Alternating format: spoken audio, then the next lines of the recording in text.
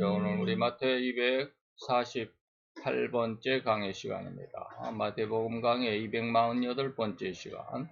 오늘 예수님께서 우리를 안식으로 초청해 가시는데 안식이 뭐냐? 삼위일체 하나님의 형상을 회복하는 시간이다 라는 말씀의 부분으로서 세 번째, 성령 하나님의 형상 회복이 안식이다 라는 이런 말씀으로 마태복음 강의인데 창세기 1장 26절부터 30절까지 우리 같이 봉독하도록 하겠습니다.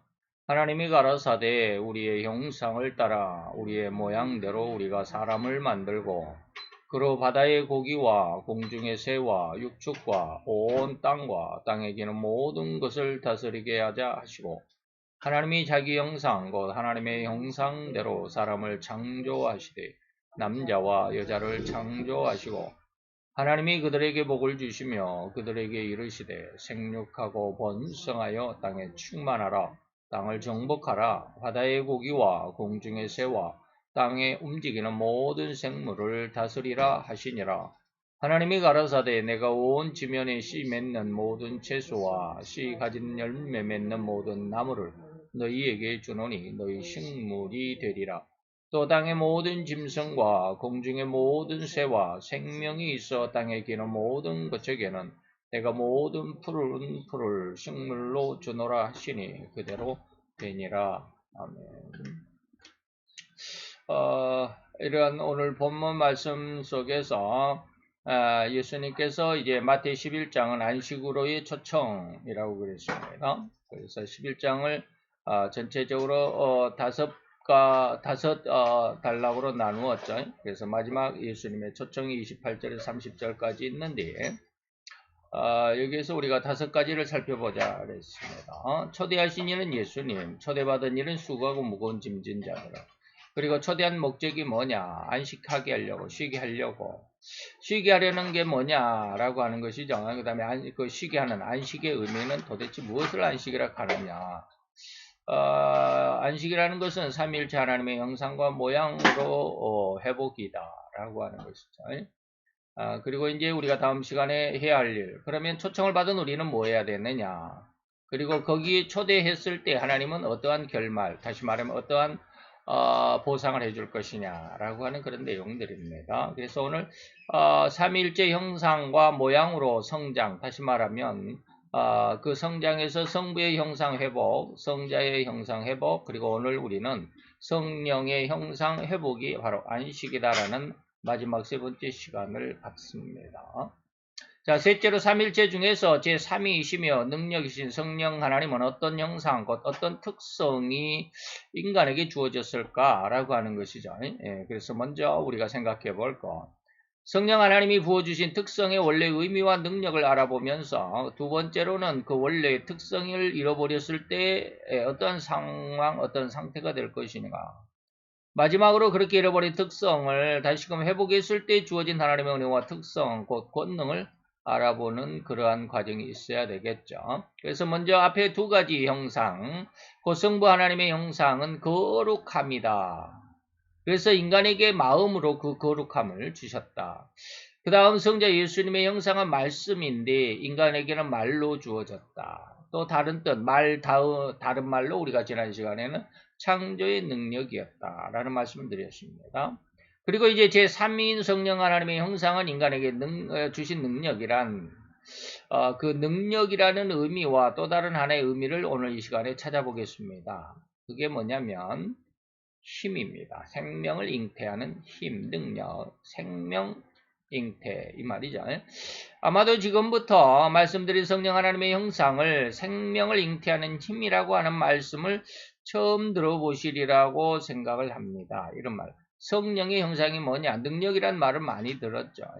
저도 그렇게 배웠습니다. 그리고 제가 이제 어느 날 하나님 앞에 생명을 잉태하는 능력이다. 생명을 잉태할 수 있는 힘이다. 이런 것을 깨닫게 되었습니다.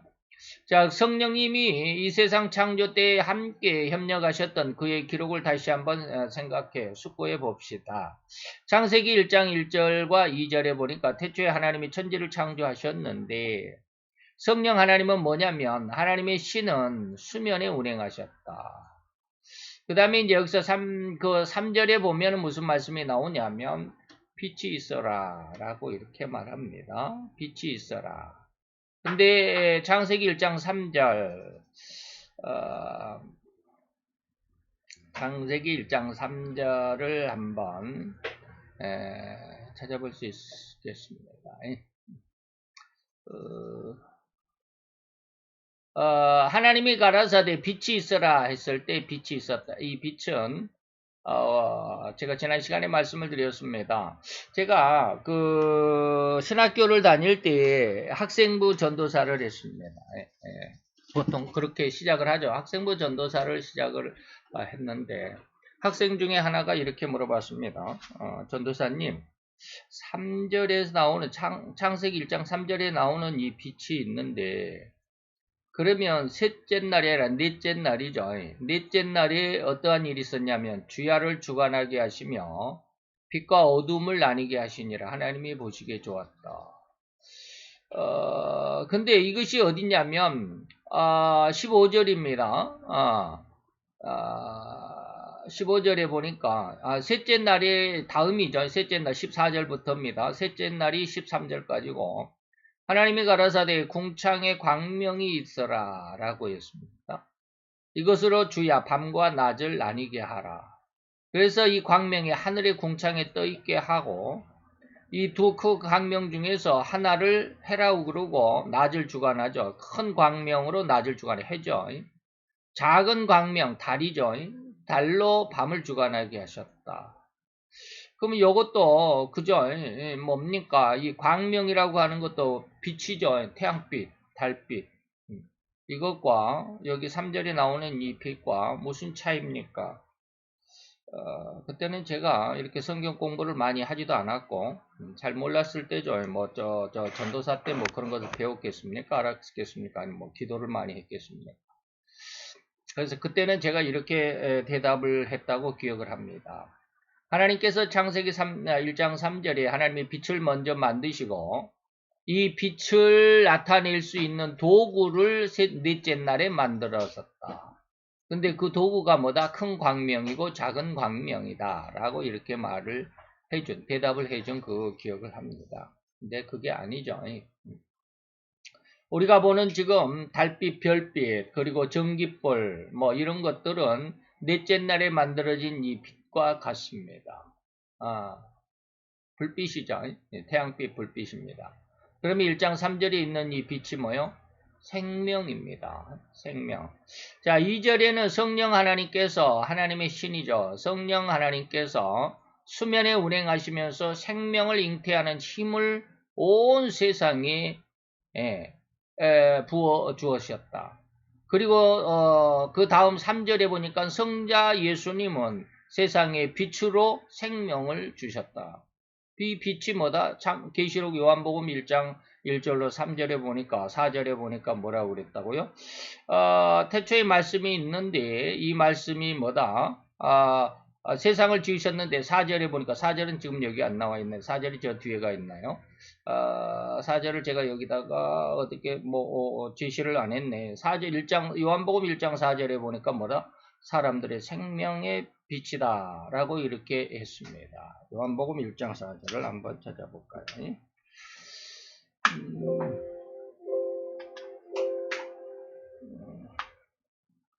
자, 다시 한번 요한복음 1장 4절을 찾아봅시다. 그러니까 자, 그 안에 다시 말하면 말씀 안에 생명이 있었으니 이 생명 뭐요? 사람들의 빛이다. 이게 뭐요? 빛이 뭐다? 사람의 생명이다 라고 하는 것이죠.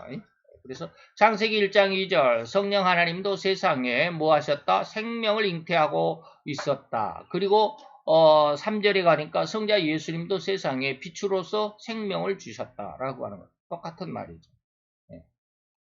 똑같은 말입니다. 그래서 하나님의 신은 시면에 운행한다라는 말을 제가 원어를 한번 찾아봤습니다. 그랬더니 라하프라고 이렇게 읽습니다. 라하프.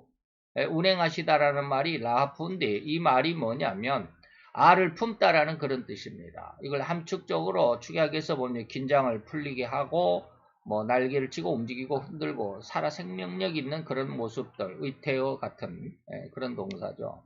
예. 자, 알을 품고 있는 이런 모습이죠. 다시 말하면 천지 창조의 상황을 기록한 가장 첫 구절, 그 첫 기록이 성령 하나님이 역사하시는 모습입니다. 성령 하나님이 삼위 하나님께서 세상을 창조하실 때 1절로 3절까지 말씀이셨던 예수님께서 요한복음 1절로 3절까지 해서 말씀으로 계셨던 예수님께서 그 말씀으로 하나님 아버지의 뜻대로 모든 것을 창조하셨던 것, 이것을 설명하고 있습니다. 그리고 세상에 이 말씀이 계셨는데 이 말씀이 무엇이다? 곧 하나님이시더라. 그리고 이 말씀이 세상을 만드셨다라고 했던 것이죠. 예. 즉 이렇게 말씀하신 성자 예수님이 온 천지 우주 만물을 하나님 아버지의 성품과 그 진의대로 창조하시게 된 가장 근본적인 또 그 기초 작업이 하나님께서 세상에 예수님께서 이제 4절에 보니까 창세기 1장 4절에 보니까 세상에 빛이 있으라 해서 빛이 있었다라고 이제 처음 세상을 창조하시는 첫 작업이죠. 그때 뭐가 있었다? 성자 예수님이 생명으로 세상을 만드셨다라는 것입니다. 이 기초 작업을 누가 먼저 했느냐? 2절에 성령 하나님이 먼저 수면에 운행하시면서 그 모든 기초 작업이 이루어져 있다. 그리고 생명으로서 빛이 나타났다라고 하는 것이죠. 그 성령 하나님께서 이미 천하우주 만물 가운데 하나님의 진의대로 세상에 생명이 만연하고 풍성해질 수 있도록 모든 작업을 이루신 분이 바로 이 성령 하나님께서 공허하고 깊은 흑암에 깔려있던 이 지구상에 생명을 잉태할 수 있는 작업을 하셨다라는 것입니다. 그거죠. 땅이 혼돈하고 공허하고 아직 세상을 만들어 놓으셨는데 땅은 아직 질서가 없고 아주 텅 비어 있다 이 말이죠. 황무지 같다.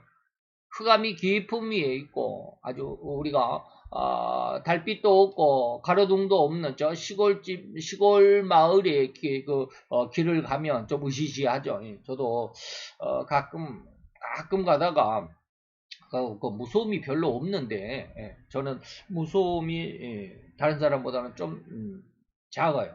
다른 사람들이 느끼는 무서움보다 저 상당히 그렇게 무서움을 많이 타지는 않더라고요. 그런데도 시골 같은데 이렇게 가다 보면 한밤중에 시골 같은데 가다 보면 저녁에 가다 보면 차 불빛이 없으면 다시 말하면 가로등이 하나도 없는데 차 불빛만 이렇게 쭉 이제 길을 가면 차 불빛만 보이겠죠. 그때 보면 좀 으시시해요. 이렇게 산을 이렇게 그냥 이렇게 팍 쉬어 돌아갈 때 불빛이 안 비치죠. 불빛은 직진이니까 뭐 이렇게 돌아가는 대로 우리는 눈은 돌아가는 길로 보이지만 불빛은 안 돌아가잖아요. 그럴 때 보면 좀 으시시해요. 그게 뭐냐면 흑암이 깊음 위에 있을 때 그런 상황. 아직은 생명이 없으니까 쉽게 말하면 명쾌하거나 쾌활하거나 밝거나 뭐 이런 것이 아닌 흑암이 깊음 위에 있다라는 그런 어떤 느낌이죠. 이런 상황 속에서 성령 하나님은 그러한 모든 수면 위에 운행하시면서 생명을 잉태하는 작업을 이미 완수하셨다. 그리고 3절에 빛으로 성자 예수님께서 세상에 생명을 먼저 주셨다라는 것이죠. 정통적인 신학에서는 이러한 은혜, 이러한 상황을 성령의 신비적인 은혜라고 칭하며 부르고 있습니다. 곧 불신자요, 죄인의 상황이었을지라도 아직 하나님을 모르고 있을지라도 이 말이에요. 그들의 심성 깊은 곳에서는 이미 하나님의 복음에 반응할 수 있는 소지, 잠재력, 그 능력이 있다는 것이죠. 제가 지난 시간에는 그것을 그루터기라고 말씀을 드렸습니다. 바로 그 운행하시니라 라고 하신 이 단어의 의미가 바로 그것입니다. 암탉이 알을 품어서 병아리를 깨듯이 품는 과정에서 위아래에 온도가 골고루 전달되게 하도록 위쪽을 아래로 아래쪽을 위로 위치를 바꾸기 위해서 어미닭이 자기 발로 몸을 움직이면서 알을 굴린다라는 의미가 바로 알을 품다, 운행하시다, 라프라는 말의 의미다 이 말입니다. 그 생명의 씨앗이 이렇듯 병아리로 탄생할 수 있도록 품는다라는 그 의미가 바로 오늘 수면에 운행하신다, 라프다 이 말입니다. 성령 하나님의 형상은 생명을 그렇게 잉태하는 능력이라고 해석해야 합니다. 이러한 생명을 잉태하는 능력이란 이웃을 사랑하는 마음이라고 연결지어도 될 것이니 절대로 성부 하나님의 형상인 거룩 그리고 사랑의 마음과 생명을 잉태한다는 성령 하나님의 형상과 제가 이 원고를 쓸 때는 성자 예수님이 창세기 1장 3절에 빛이 있으라 할 때 그 빛이 성자 하나님의 그 생명이다라는 말씀을 깨닫기 전이에요. 그러니까 지금 여기 성자 하나님이 생명이라는 말씀이 이 원고에는 지금 여기에 들어있지 않습니다. 예. 그리고 이 원고를 쓰고 나서 제가 그것을 깨달은 거예요. 그러니까 며칠 전에, 지난주에, 창세기 1장 3절이, 성부 하나님의 그 빛이 있으라 했을 때 빛이 있었다. 그대로 되니라 할 때 그 빛이 성자 예수님의 생명의 형상이구나. 라는 것을 지난 주간에 깨달았어요. 그러니까 이것은 뭐 벌써 몇 주 전에 제가 써놨기 때문에 그런 말씀이 여기 원고에는 지금 들어있지는 않습니다. 그래서 성령 하나님과 성부 하나님의 이 관계만 지금 기록이 되어 있습니다. 이걸 유기적인 관계라고 그러죠. 그래서 성부 하나님의 형상은 거룩하고 사랑이라고 하는 거. 그리고 생명을 잉태한다는 성령 하나님의 형상과 이런 성부 하나님의 사랑과 거룩의 그런 말의 그 의미가 가장 밀접하다고 할 수 있는 유기적인 관계다라고 할 수 있습니다. 그래서 지금 여기 성자 예수님이 창세기 1장 3절에 빠져있죠. 이때까지는 그 말씀을 깨닫지를 못했어요. 그 성부의 의도가 성자 예수님이 말씀으로 나타나시고 그 말씀대로 이루어지는 현실이 되고 실상이 되는 관계이기에 이를 우리는 삼일째 하나님이시라고 칭하는 것입니다. 그 다음에 이제 본론으로 다시 돌아옵시다. 성령 하나님의 형상과 그 은혜, 그 축복의 내용으로 되돌아가서 자, 성령 하나님께서는 사도행전 1장 8절에 보니까 성령이 우리 성도들에게 임하게 되면 권능을 받게 됩니다. 이 권능을 받아야 합니다. 제가 어제요, 근무를 하면서 제가 근무하는 그 한 주간이 특징이 있습니다. 한 주간에는 굉장히 힘들어요. 그리고 한 주간은 굉장히 쉽습니다. 거기 근무하는 곳이 그렇게 틀려요. 이게 일주일씩 이렇게 바꿔가거든요. 일주일은 이쪽에서 하고, 일주일은 저쪽에서 하고, 이렇게 두 군데에서 이렇게 일주일씩 바꿔가는, 두 사람이 서로 이렇게 바꿔가는데, 한 곳은 무지하게 한산해요. 그래서 초소 안에 앉아서 시원하게 에어컨 바람 밑에서 아주 쉽게, 신경은 쓰이지만 좌우지간 쉬워요. 근데 한쪽은 아주 땡볕에 있어야 돼요. 한 주간은. 아주 힘들어요. 그래서 어제는 이제 쉬운 근무지에서 마지막 주간인데 할 일이 없잖아요. 비는 안 오지만 아주 엄청나게 어제가 폭염이었죠. 그러다 어떻게 하다가 인터넷에 그 핸드폰에서 동영상을 보게 됐어요. 근데 동영상이 희한하게 그 박정희 대통령에 대해서 나오더라고요. 박정희 대통령에 대해서 이렇게 나오는데 뭐가 나오냐? 우리나라의 경부고속도로를 놓는 그러한 그 역사를 이렇게 쭉 한 50분 정도 KBS에서 만들었나 그러더라고요. 근데 그때 당시에 1960 몇 년도일까요? 68년도일까요? 제가 66년도인가요? 박정희 대통령의 5.16 군사혁명이 언제 있어? 66년인가 아마 그랬던 것 같아요. 그리고 나서 이제 그때 당시에 우리나라는 거의 폐허 상태죠. 지금처럼 우리가 그 옛날을 기억을 못하니까 그러지. 우리 그 옛날을 공부를 안 해서 그렇지. 어마어마했더라고요. 그때 당시에 60년대, 70년대까지 우리나라는 뭐 세계에서 알아주지도 않았대요. 그래서 박정희 대통령이 되고 난 다음에 66년도인가 아마 그랬을 겁니다. 군사 쿠데타를 일으켜가지고 혁명을 해서 이제 대통령이 됐는데 우리나라에 이제 보니까 독일을 한번 갔답니다. 독일에서 세계적인 고속도로가 있습니다. 아우토반이라고 하는 고속도로를 쭉 달려가는데 끝없이 그냥 길이 그냥 쫙 뻗쳐 있으니까 얼마나 좋았겠습니까? 그 길을 그 자동차를 타고 가다가 그 옆에 있는 사람이 누군지는 제가 기억을 못 하는데 좌우지간 그 사람이 각하 이곳이 바로 세계적인 아우토반 고속도로입니다라고 하니까 그 자리에서 차를 세워서 내려가지고 그 고속도로에다가 귀를 대고 고속도로 그 바닥에 그냥 뭔가를 좀 관심이 깊이 그것을 그렇게 그냥 그 들여다보고 귀를 대보고 막 그러더랍니다. 그리고 나서 이제 우리나라에 와서 우리나라에서 서울에서 부산까지 400km가 넘는 고속도로를 만들려고 했습니다. 만들려고 이제 이렇게 딱 계획을 했는데 마음을 가졌는데 그때 당시에 우리나라에는 우리나라 상황이 요즘 같지 않습니다. 참 그때 당시 그 동영상을 어제 거의 한 서너 시간을 그걸 보면서 기가 막히더라고요. 요즘에는 뭐 레미콘 차가 있어가지고 이렇게 그 시멘트를 믹스한 레미콘이라고 이제 콘크리트 타설을 하는데 콘크리트 그 레미콘 차 아시죠? 꼭 콘 같이 생긴 그 레미콘이 한 대 오면 그 6루베가 얼마가 된지는 모르지만 6루베가 그 한 통입니다. 차 한 대. 그럼 그 100대면은 어떻게 되겠습니까? 6루베면 100면 600루베가 되잖아요. 600루베가 되죠. 100대, 차를 100대를. 그럼 하루에 차 100대를 그 공사 현장에서 타설을 한다. 그 레미콘 100대를 타설을 한다. 그러면 그냥 쉬워요. 그냥 100대 같은 거는 그냥 쉽게 칠 수 있어요. 그런데 만약에 400대를 친다. 6424면 2400루베잖아요. 그러면 하루 종일 정신없습니다. 400루베를 친다면. 한 200까지는 그렇게 쉽게 칠 수 있어요. 620에 100, 1200루베까지는. 그런데 옛날에는요. 그런 레미콘이 없잖아요. 그러니까 사람이 손으로 직접 막 세멘트를 막 이렇게 막 버무려야 됩니다. 그리고 그 조그마한 니아까 있잖아요. 요즘에 그 시골 가면 바퀴 하나 달린 거 이렇게 통 요만한 바퀴에서 달아가지고 쭉 밀고 가는 거 있잖아요. 그걸로 해가지고 이렇게 막 하면은 6루베 치려면 그냥 거의 그냥 초죽음입니다. 하루 종일 하려면. 근데 이제 그런 걸로 해서 하루에 한 700루베, 요즘으로 말하면 한 100, 한 20, 110대, 120대 정도 안 되겠죠.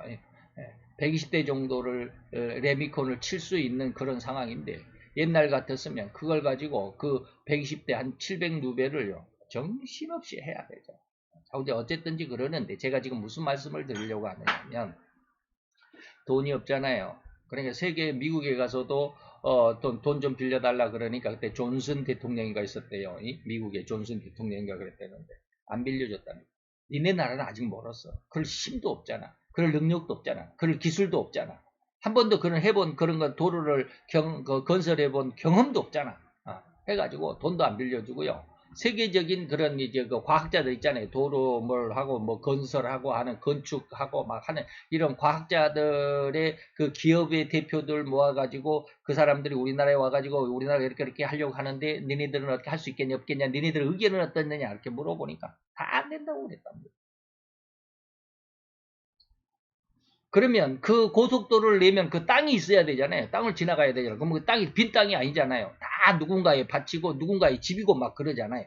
그러면 그 밭과 그 집은 어떻게 해야 돼요?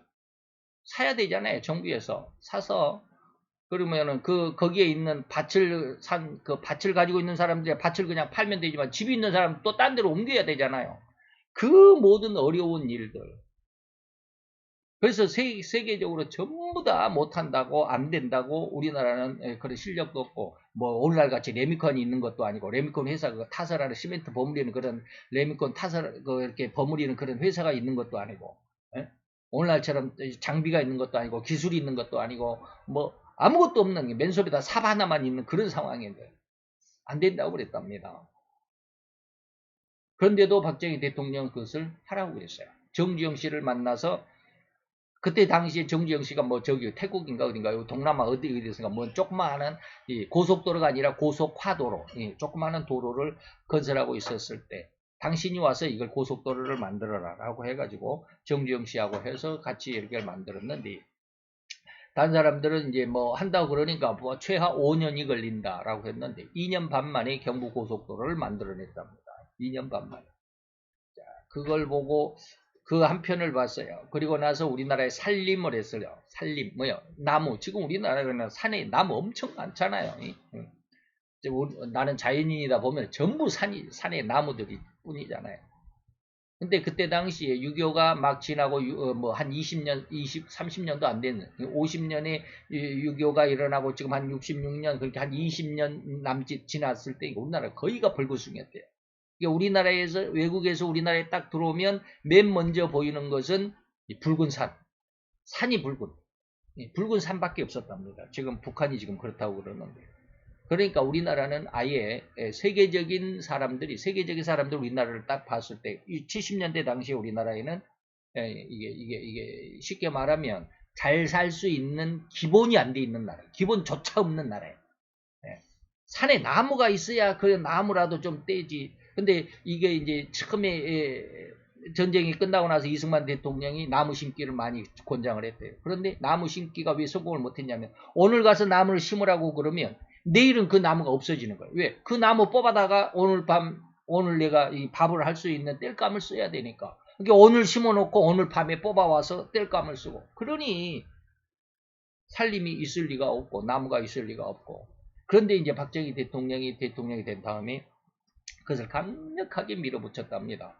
막 그래서 이제 막 나무를 빈 사람은 죄다 해가지고 도벌 막 금지하고 막 어마어마하게 강력하게 추진을 해가지고 우리나라가 오늘날처럼 이렇게 아주 벌거숭이 상이 하나도 없는 완전히 전 국토의 65%가 산림으로 덮여 있는 나라는 세계에서 우리나라밖에 없답니다. 그만큼 아주 좋은 나라로 만들어놨다. 살기 좋은 나라로 만들어놨다라고 그러는데 제가 이 말씀을 왜 드리냐고 하면 이것 때문에 그렇습니다. 제가 그 영상을 보면서 이 말씀을 무지하게 많이 되뇌었습니다.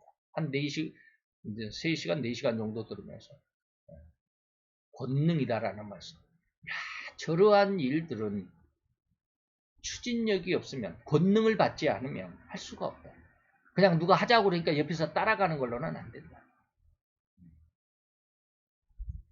그러면서 제가 교회도 그냥 내가 은혜를 받았으니까 하나님 앞에 그냥 은혜가 고맙고 감사하니까 교회를 개척해갖고 제가 처음 시작한 개척교회가 거의 대부분의 오늘날 개척교회 목사들이 다 그렇습니다. 하나님 앞에 감사하고 내게 주신 은혜가 감사하고 고마우니까 그래서 그 은혜를 갚는다. 그 은혜대로 산다. 사명대로 산다. 이 권능을 받기 전에 그러한 일들이 무지 많습니다. 근데 거의가 다 실패해요.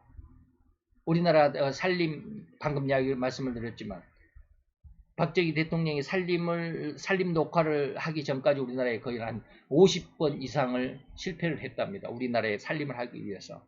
이승만 대통령 때부터 6.25가 끝나고 난 다음부터 박정희 대통령이 성공하기까지 한 50번을 시도를 하고 실패하고 한 것이 한 50번 정도 된답니다. 그리고 나서 마지막에 이제 이렇게 자우자 성공해서 오늘날같이 이렇게 녹지가 푸른 그런 나라가 됐다. 이것은 뭐냐면 박정희 대통령이 물론 박정희 대통령의 많은 사람들이 어떤 그 인간의 이면, 인간의 그 뒷면에 있는 능력의 역사, 다시 말하면 하나님을 믿지 않는 사람들의 어떤 견해로서는 박정희 대통령 추진력이 있었고 결단력이 있었고 그런 강하게 밀어붙이는 힘이 있었기 때문에 이 나라가 길이 뚫리고 경부고속도로가 뚫리니까 우리나라가 확 발전하게 됐다. 그 경부고속도로가 없었더라면 오늘날 북한같이 우리는 아직까지 초건목피할 거다. 초건목피가 뭔 줄 아시죠? 풀뿌랭이 뜯어먹는 그런 상황을 면치 못했을 것이다. 이런 이야기들을 해요. 이게 뭐냐면 권능을 받는다라는 겁니다. 근데 성도들에게는 성령이 임하시면 바로 이 권능이 임합니다. 이걸 능력이라고 우리는 흔히 말하죠. 그 다음에 마태의 28장 18절로 20절에 가보니까 예수님께서 마지막 시대에 마지막 제자들에게 당부하신 말씀이죠. 내가 하늘과 땅의 모든 권세를 너에게 주었으니 너는 모든 족속으로 제자를 삼아서 가르쳐라. 세례를 주고 가르쳐라 라고 하는 그런 것이죠. 이게 바로 권능입니다. 곧 하나님의 형상, 곧 성령 하나님의 형상을 닮아 창조된 인간은 이웃하는 상대를 살리는 삶을 살아야 한다. 이게 다시 말하면 세상 끝까지 모든 족속으로 제자를 삼아서 세례를 주고 내가 너희들에게 일러준 모든 것을 가르쳐 지키게 하라라고 하는 것을 우리는 전도라고 말하죠. 전도. 다시 말하면 이 전도라는 말을 우리는 내 이웃하는 상대를 살리는 삶. 전도라는 것은 그냥 우리가 전도한다라는 것 의미는 알지만 생명을 살린다라는 의미와 결부시킬 수 있는 사람들은 거의 절반 이하입니다. 그저 전도라는 것이 교회로 데리고 온다라는 것이고 예수님의 복음을 증거한다라는 말은 잘 이해를 할 수 있을는지 모르지만 이웃하는 사람들의 상대방들에게 이웃들의 생명을 살리는 삶이다라고 하는 것을 이해하기까지는 상당히 시간이 많이 걸릴 겁니다. 같은 의미인데도 잘 몰라요. 자, 우리는 이미 수없이 많이도 들었습니다. 이렇게 이웃을 사랑할 수 있고 온 천하 우주 만물을 정복하고 통치하고 본성에서 충만할 수 있는 권능, 축복을 받았던 인간이 사탄의 유혹으로 말미암아 범죄함으로 인해서 그렇게 얻은 그 권능, 그 축복을 완전히 박탈당했다. 그래서 죄인이다라는 것 너무나도 많이 말씀드렸죠. 그래서 성경의 전반적인 내용을 성부 하나님의 성품과 같이 내 이웃을 내 몸과 같이 사랑하라 라고 하신 것이 아니겠느냐. 성부 하나님, 아까 이제 앞에서 제가 분명히 이런 말씀을 드렸습니다. 유기적인 관계다. 성부의 이 형상 거룩과 사랑, 그 다음에 성령의 생명을 잉태하는 성령의 이 형상이 아주 밀접하게 유기적으로 관계되어 있다. 그래서 성부 하나님이 내 이웃을 내 몸과 같이 사랑하라 라고 하신 것은 성령 하나님께서 너희가 권능을 받고 세상 끝까지 내 증인이 되라 라고 하신 말씀. 그래서 너희가 모든 족속으로 제자를 삼아 세례를 주고 모든 하나님의 말씀을 가르쳐 지키게 하라라고 하신 말씀. 다시 말해 이 말씀이 똑같다 이런 뜻입니다. 그래서 레위기서 19장 18절에 보면 원수를 갚지 말고 동포를 원망하지 말며 이웃사랑을 내 몸과 같이 하라. 마가복음 마태이 19장 19절, 마가복음 22장 31절, 누가복음 10장 27절. 내 이웃을 내 몸과 같이 사랑하라. 첫째는 하나님을 사랑하고 둘째는 내 이웃을 내 몸과 같이 사랑하라. 야고보서 2장 8절입니다. 내 이웃을 사랑하기를 내 몸과 같이 하라. 이것이 바로 성경의 본질입니다. 무슨 말인지 이해가 되시죠? 예, 성령으로 거듭났고 성령의 인치심으로 성도가 되었다고 한다면 이는 너무나도 당연한 결과물이 뭐다? 내 이웃을 내 몸과 같이 사랑할 수 있어야 된다라는 것입니다. 그 성령님의 형상이 바로 생명을 잉태하고 탄생시키는 기준이고 기본이라고 설명해 드리는 것처럼 예수님의 십자가의 보혈과 성령님의 은혜로 거듭났다라고 자부하는 성도는 절대로 이러한 은혜 곧 이웃을 사랑할 수 있는 마음이 되어야만 하는 것입니다. 죄악의 길에서 진정한 생명의 길을 알지도 못하고 허덕이는 죄악으로 타락해버린 무사람들을 구원해서 영원한 생명과 삶으로 인도하는 일이 진정한 하나님의 일이고 성령 하나님의 형상을 닮은 자의 다시 말하면 성도에게 주어진 축복이고 권능임을 우리는 깨달아 알아야 되겠다라는 것입니다. 말은 쉬운데 잘 안 되더라고요. 말은 쉬운데 잘 안 돼요. 자, 이제 다음으로 성령 하나님의 형상인 이 생명을 잉태하고 살리는 능력, 그 권능을 사탄의 유혹으로 인해서 잃어버린 또 빼앗겨버린 인간의 생태, 또 어떠한 상황, 어떠한 삶을 살아가는지 한번 봅시다. 나 이웃을 또는 내가 살아가는 모든 상들을 살려주는 그러한 진정한 인격의 사람이 되어야만 한다는 것이 진실로 성령의 형상을 닮은 인간이었습니다. 그런데 바로 이러한 성령 하나님의 형상을 잃어버렸다고 한다면 그 인간의 삶은 과연 어떠하겠느냐? 여러분이 언뜻 생각하기로는 바로 그러한 삶을 살아갈 뿐입니다. 지금 여러분들이 제가 여기서 말하는 성령의 형상을 닮은 인간이었는데 이러한 형상을 잃어버린 사람의 삶은 어떠하겠는가라고 이렇게 물었을 때 여러분들이 얼핏 생각하는 언뜻 생각되는 그 삶이 바로 인간의 삶입니다. 성령 하나님의 형상을 인간의 삶이다. 다시 말하면 타락하고 흉악한 삶의 모습이다라고 하는 것이죠. 우리는 정결과 부정을 구별할 수 있는 기준과 그 은혜를 레위기서 11장, 신명기 14장에서 찾아볼 수 있습니다. 신명기 14장에 보면 정한 새는 너희가 먹을 수 있다. 그러나 이런 것은 너희가 먹지 말라. 다시 말하면 독수리와 솔개 어흥이라고, 어흥이 아니라 어응입니다. 이 말을 똑같이 레위기서 11장 13절에도 이렇게 말합니다. 새 중에 너희가 가증히 여길 것은 이것들이라. 이것들이 가증하지 먹지 말라. 곧 독수리와 솔개어 똑같은 말이죠. 신명기에도 이 말씀을 반복합니다. 여기에서 어흥이라는 새를 한번 살펴보자. 그래서 제가 여기에 빨간색으로 이 어흥을 두었습니다. 제가 지금 무엇을 말씀하려고 하느냐면, 자, 성령 하나님의 형상을 잃어버린 인간의 삶. 인간의 삶. 그 인간의, 다시 말하면 죄인의 삶에서 어흥이라는 새를 여러분들에게 지금 제시를 해드리고 있습니다. 어흥이라는 새가 무엇일까요? 근데 우리나라에서 이 어흥이라는 새는 정확하지 않습니다. 어흥이 무슨 새인지를 몰라요. 그런데 한 가지 추론해 봅니다. 네. 그래서 올빼미가 아니고 올빼미는 또 다른 있습니다. 올빼미와 부엉이는 같은 종류입니다. 같은 부류입니다. 종류가 아니라. 이것은 뭐냐면 야행성이죠. 올빼미, 부엉이 이것은 야행성입니다. 솔개는 낮에 돌아다니죠. 독수리 솔개는 낮에 돌아다닙니다. 그래서 야행성이 아니죠. 그러나 올빼미와 부엉이는 야행성입니다. 낮에는 잠자고 밤에 돌아다니는 거.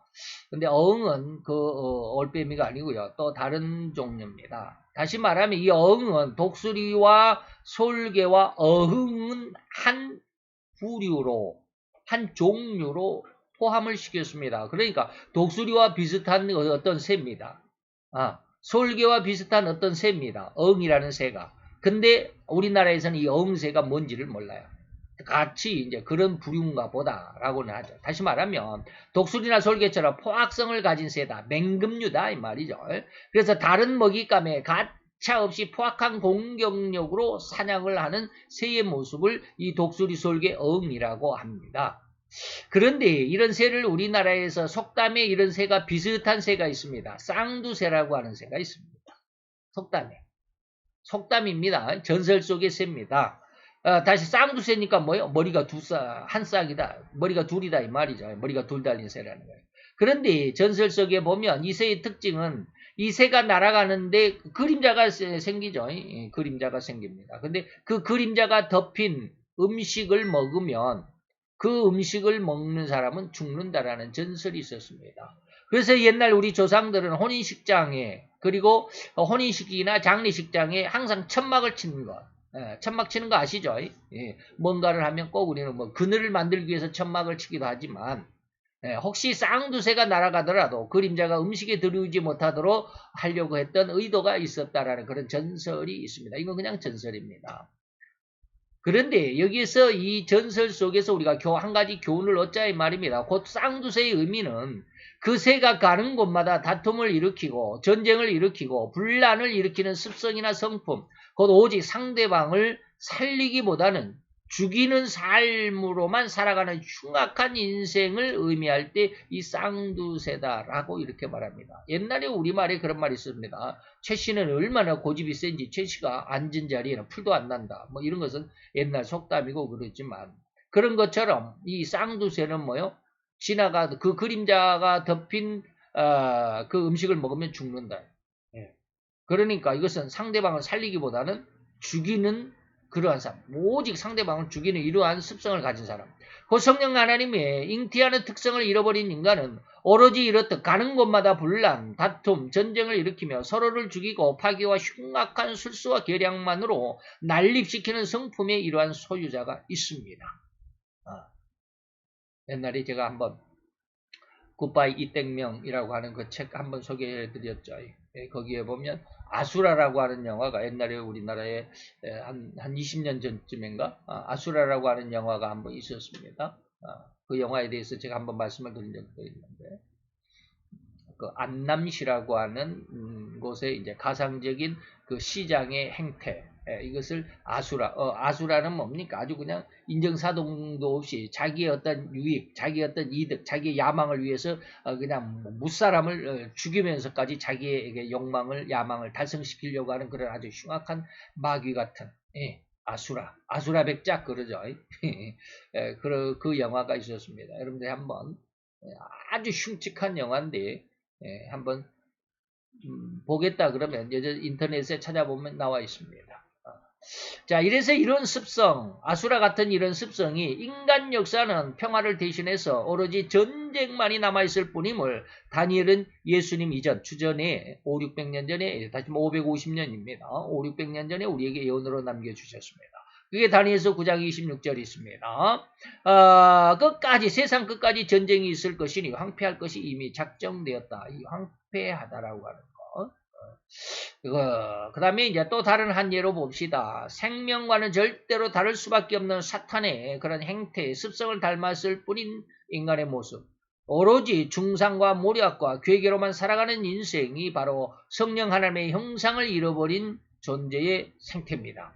욥기서 1장 8절로 11절에 보니까 사탄이 여호와 하나님 앞에 이제 모임이 있었는데 사탄이 거기 와가지고 하나님 앞에 욥을 흉계합니다. 욥을 이제 쉽게 말하면 고자질을 하죠.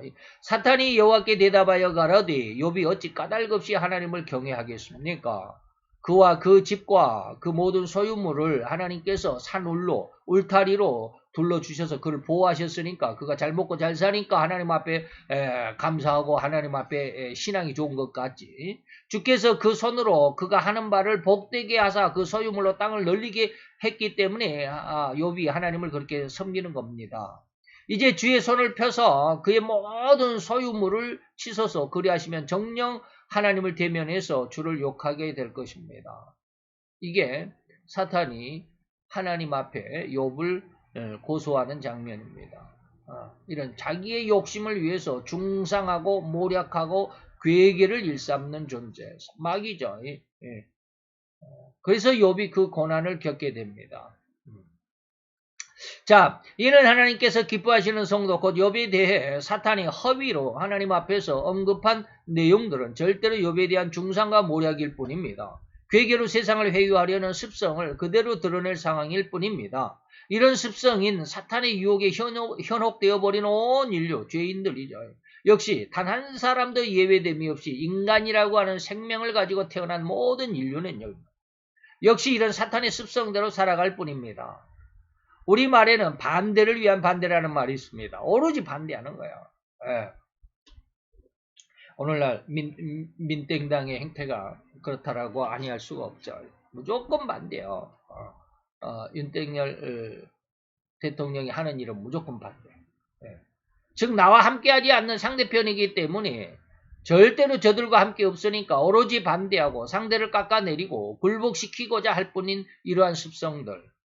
이걸 반대적으로 말하면 사탄의 습성이지만 반대적으로 말하면 교만이라고, 좋은 말로 하면 교만입니다. 교만이라고 할 수 있고, 저는 이러한 죄성으로 인한 습성을 늘 언급하며 드러낸 바 있습니다. 누가? 백학용 목사 이걸 늘 교만을 많이 말씀을 드렸습니다. 즉 이렇듯 사탄의 이러한 습성을 유혹받은 인간, 그리고 온 인류는 절대로 이런 교만의 습성 곧 오직 자기의 성공과 야망을 위해서 상대를 이용할 뿐이며 자기가 희생함으로 상대를 살려주고자 하는 이 습성은 결코 허리만큼도 없다는 것. 상대에게 자기가 희생하고 상대를 살려주고자 하는 습성은 뭐요? 성령 하나님의 습성입니다. 근데 이게 타락해버렸으니까 오로지 오히려 상대방을 죽이고 자기의 영광을 위해서 야망을 위해서 상대를 이용할 뿐이고 상대를 죽이고자 할 뿐이죠. 앞에서도 수없이 언급해드린 육신의 현저한 일로만 살아갈 수밖에 없는 이러한 인간의 모습과 습성.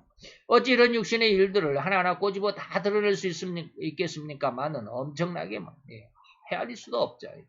마치 히브리 기자의 마음과도 같을 뿐입니다. 곧 시간이 부족하고 기록했을지라도 보관할 장수조차 부족할 뿐이기 때문에 다 기록도 못하겠다 이 말입니다.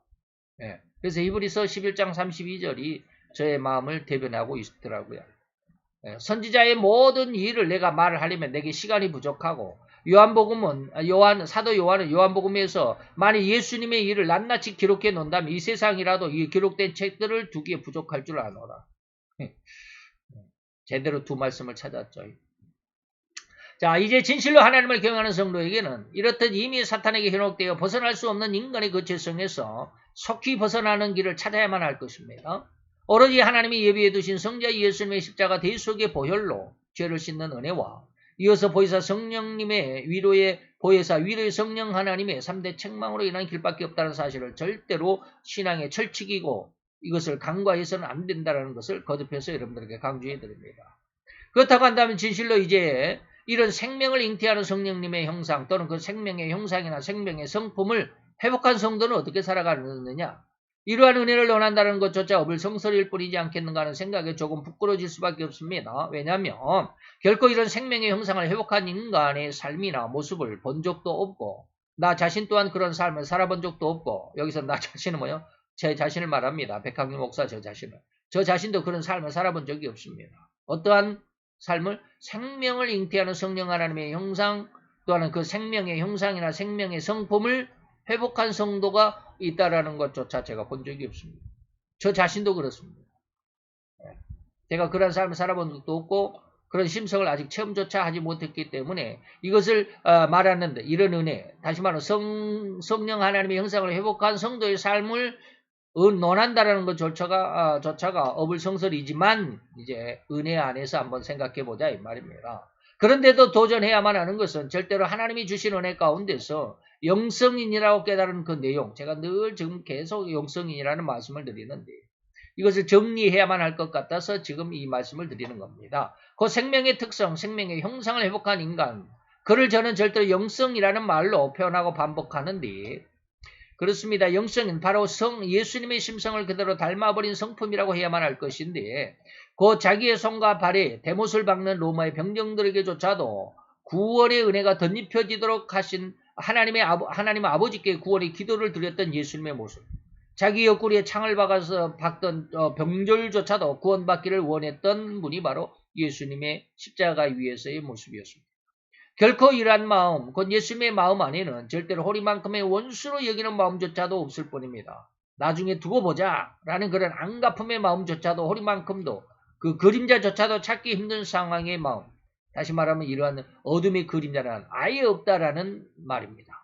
곧 예수님의 마음에는 죄라는 것 자체가 없을 뿐입니다. 절대로 선은 죄나 악과 공존할 수가 없다는 의미를 곰곰이 잘 숙고해 보시기를 더 간절한 마음으로 부탁드리고 축원해 드릴 뿐입니다.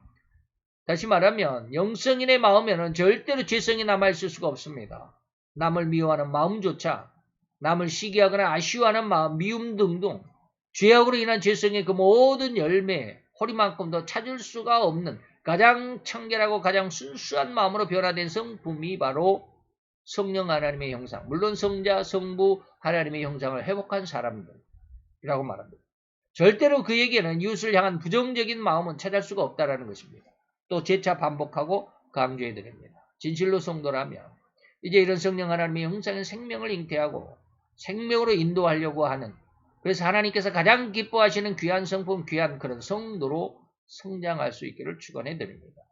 더욱 이 성령 하나님의 형상은 생명을 잉태하는 능력과 예수님이 자신을 배우라고 권고하신 온유와 겸손, 다음 시간에 말씀드립니다. 이러한 의미를 살펴보는 시간을 통해서 좀 더 깊은 은혜의 의미를 한번 들여다보시고 인도받기를 기대해 봅니다. 기도합시다. 할렐루야. 주님, 오늘도 여호와의 귀한 사랑과 그 크신 은혜와 은총을 감사드리나이다. 주의 영광 앞에서, 주의 은혜 안에서 참으로 하나님이 선의 온전히 그리고 기뻐하실 만큼 아름답고 귀한 신앙이 무엇인지, 그 뜻이 무엇인지, 하나님이 무엇을 요구하시는지 의미하시는지 그 의도대로 성장하는 하나님의 귀한 아들, 딸이기를 원합니다. 하나님 역사하셔서 진실로 우리로 인해서 성부 하나님의 거룩한 형상과 성자 예수님의 말씀과 창조의 능력, 성령 하나님의 생명의 잉태의 능력을 회복하는 귀한 하나님의 아들로 딸로 변화되어 성숙하게 하여 주시옵소서. 예수 그리스도의 이름으로 감사와 기도드려 싸움나이다. 아멘.